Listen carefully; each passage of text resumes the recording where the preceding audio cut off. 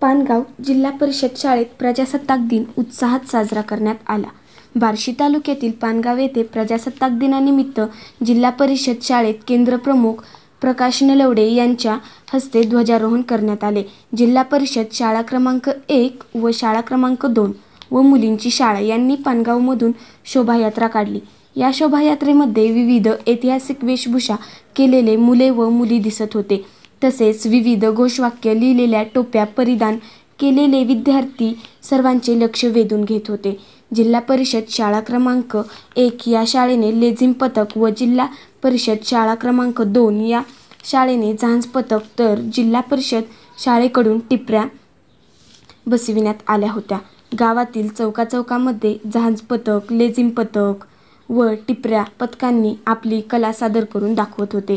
गुणवत्तेचा दर्जा राखणाऱ्या पानगावच्या या तिन्ही शाळा आघाडीवर असतात। तसेच उपक्रमशील शाळा म्हणून जिल्हाभर या शाळेचे नाव लौकिक आहे। जनता न्यूज बोलताना केंद्रप्रमुख प्रकाश नलवडे म्हणाले।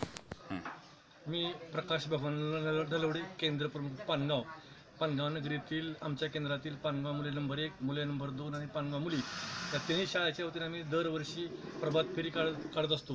परंतु चालू वर्षी जिल्हा परिषद शाळांच्यामध्ये माहोल निर्माण व्हावा, वातावरण निर्माण व्हावे म्हणून आम्ही एक शोभायात्रा काढली। त्या शोभायात्रेमध्ये पानगाव नंबर 1 चे लेझिम पथक, पानगाव नंबर 2 चे झांज पथक आणि पानगाव मुलीचे टिपरी नृत्य याप्रमाणे संपूर्ण गावातून कंप्लीट जवळजवळ 3 तास प्रभात शोभायात्रा काढण्यात आली आणि त्या शोभायात्रेला गावकऱ्यांचा उत्स्फूर्त असा प्रतिसाद मिळाला, जेणेकरून संपूर्ण जिल्हा परिषद शाळांचं वातावरण निर्मित होऊन पटसंख्या वाढली पाहिजे यासाठी आम्ही प्रयत्न करत आहोत। आणि पुढच्या वर्षी मला नक्कीच अभिमान आहे की या गावकऱ्यांचा प्रतिसाद अगदी उत्कृष्टपणे मिळतोय, याही पुढे मिळत राहील आणि आम्ही आमच्या शाळेंची गुणवत्ता तर टिकवली आहेच, आमच्या तिन्ही शाळा सिद्धीमध्ये अश्रेणीमध्ये आहेत आणि यापुढे त्या अश्रेणीमध्ये राहतील आणि संपूर्ण पानगावचा दबदबा सोलापूर जिल्ह्यामध्ये नक्की राहील याची मला खात्री आहे।